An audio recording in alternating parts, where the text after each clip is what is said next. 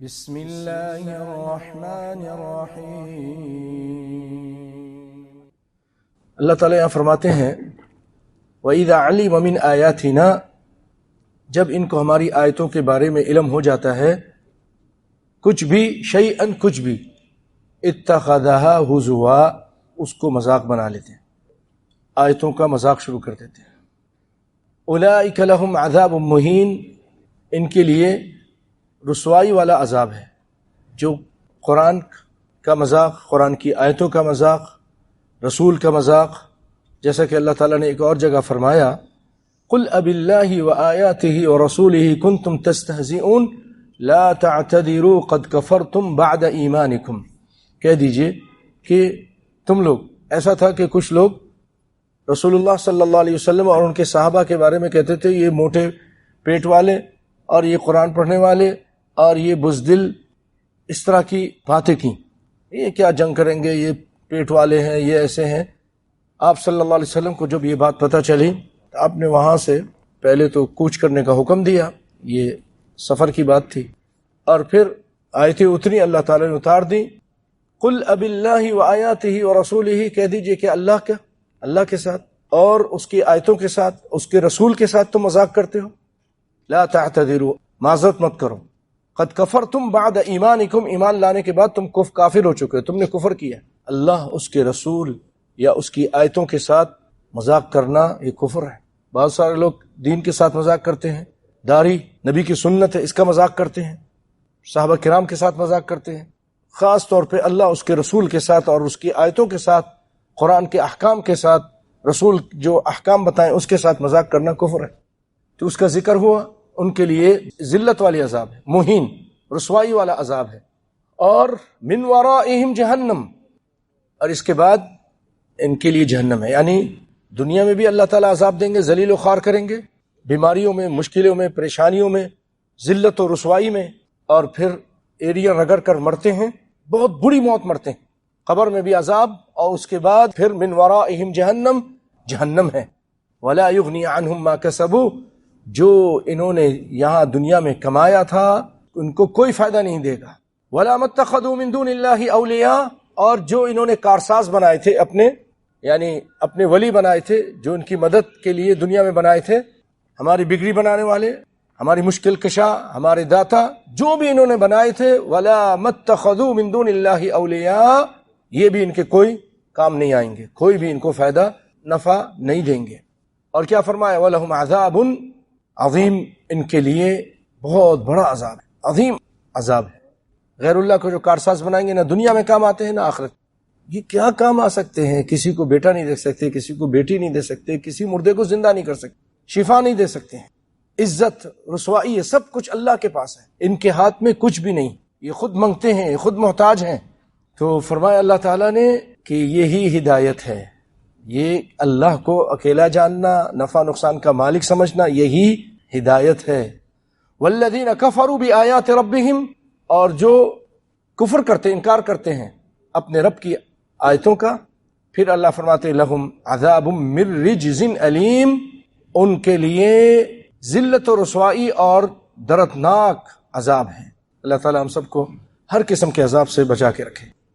اللہ الذی سخر لکم البحر، اللہ تعالیٰ اب اپنی عظمتیں بیان کر رہے ہیں، نشانیاں بیان کر رہے ہیں۔ جس کو ہم پوچھتے ہیں وہ کون ہے، جس کا نام لیتے ہو آپ، اس نے تمہارے لیے سمندر کو مسخر کر دیا۔ خود سوچئے، اتنا گہرا سمندر اور اتنی زبردست موجیں، طاقتور موجیں، اگر اللہ تعالیٰ اس کو مسخر نہیں کرتا تو کبھی بھی ہماری کشتی نہیں چل سکتی۔ ہم اس کے اوپر سوار ہوتے ہیں، تجارتی سامان آتے جاتے ہیں، مچھلیاں نکالتے ہیں، موتی نکالتے ہیں، بہت سارے اور فائدے کی چیزیں نکالتے ہیں، اب تو پیٹرول بھی نکالتے ہیں سمندر کے نیچے سے، اللہ نے مسخر کیا ہوا ہے۔ اگر یہ مسخر نہ ہوتے تو جو ہمیشہ طوفان والی موجیں، کوئی سوار ہو سکتا تھا، کوئی جا سکتا تھا، کوئی جہاز چل سکتا، کچھ بھی نہیں کر سکتے، اس نے مسخر کیا۔ کبھی کبھی اس کو غصہ آ جاتا ہے، جب بندے بہت زیادہ اس کی نافرمانی کرتے ہیں تو ان کو بھپیڑ دیتا ہے، تباہی بربادی مچ جاتی ہے۔ سخر لکم البحر لتجری الفلک فیہ، کشتیاں چلتی ہیں بامرہ، تاکہ ولتبتغوا، تاکہ تم تلاش کرو من فضلہ، اس کے فضل کو۔ کیسے اس کا فضل؟ اس کا فضل مچھلیاں، وہاں سے بے شمار اور نعمتیں آج نکل رہی ہیں۔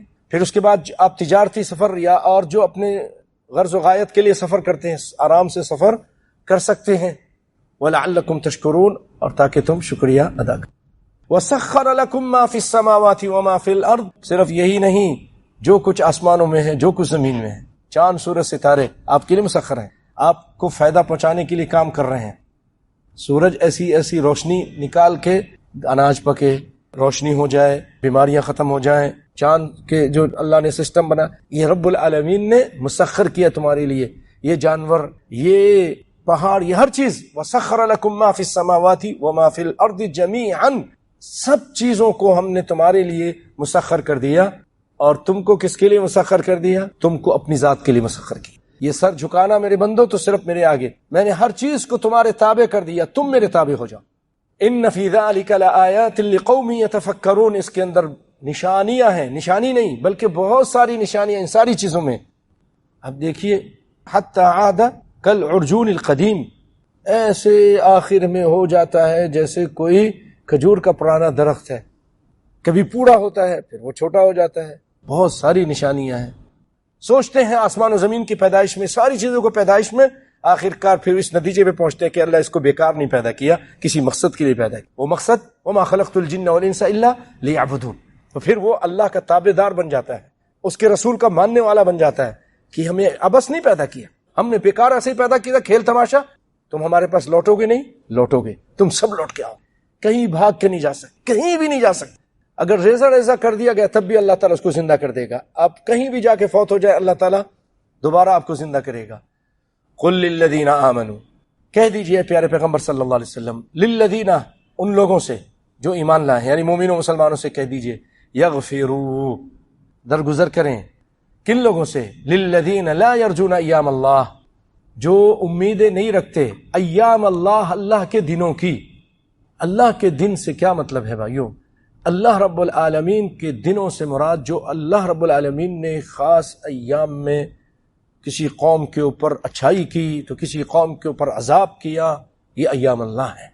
ایام جو واقع ہوئے ہیں، پچھلے زمانے میں کسی قوم کو، عاد کو تباہ و برباد کر دیا، 7 لیال و 8 ایام، 7 راتیں اور 8 دن، یہ اللہ کے دن ہیں۔ سمندر پہ راستہ بنا دیا، موسیٰ علیہ السلام پار کر گئے، یہ اللہ کے دن ہے۔ لا یرجون ایام اللہ، یہ لوگ اللہ کے دنوں کی توقع نہیں رکھتے ہیں، نہ ان کو ثواب کی امید ہے، نہ کسی اجر کی امید ہے، نہ اس کے ڈر ہے اللہ کے عذاب سے کہ تھوڑا ابھی جاہل ہیں، ان کو معلوم نہیں ہے، تھوڑا درگزر کریں، معاف کر دیں، اور اپنی اچھے اخلاق سے ان کو قریب لانے کی کوشش کریں، ان کو بتائیں۔ قل للذین آمنوا یغفروا للذین لا یرجون ایام اللہ لیجزی قوما بما کانوا یکسبون، کہ اللہ تعالیٰ ایک قوم کو ان کے کرتوتوں کا بدلہ دے گا۔ آپ کا معاملہ ہے، آپ اخلاق سے پیش آ جائیں، بات پہنچا دیں، نہیں مانیں گے تو اللہ کے حساب دینا پڑے گا ان کو۔ من عمل صالحا فلنفسہ، جو بھی کوئی اچھا کام کرے گا اس کے نفس کے لیے، آپ کا اپنا فائدہ ہے۔ ومن اساء فعلیہا، جو برائی کرے گا وہ اس کے اوپر، اس کا وبال اس کے اوپر ہے۔ یہ اچھی طرح سمجھ لیجئے، جو برائی ہم کرتے ہیں اس کا وبال دنیا میں بھی اور آخرت میں اسی پر ہے۔ ظہر الفساد فی البر والبحر بما کسبت ایدی الناس، زمین پر، سمندروں پر جو فساد ہے ہمارے اپنے ہاتھوں کی کمائی ہے۔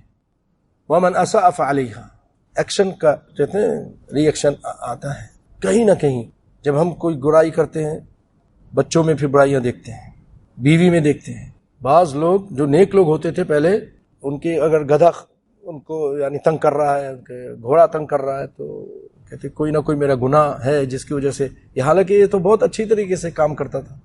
تو ہم اپنے آپ کو ملامت کریں گے، کوئی ایسی چیز نظر آئے تو اللہ سے معافی مانگیں، میرے اپنے گناہ کی سزا ہے، دوسرے کو پر مت ڈالیں، یہ ہو گیا وہ ہو گیا۔ کچھ لوگ نہیں سوچتے، وہ کہتے نہیں یہ کوئی نہ کوئی اپنا بہانہ تلاش کر لیں گے، یہ نہیں کہتے کہ اللہ رب العالمین کی طرف سے پکڑ آ گئی، اے اللہ تو معاف کر دے، اے اللہ تو رحم فرما۔ نیک لوگ یہ سوچتے ہیں۔ ثم الی ربکم ترجعون، اور تم اپنے رب کی طرف لوٹو گے۔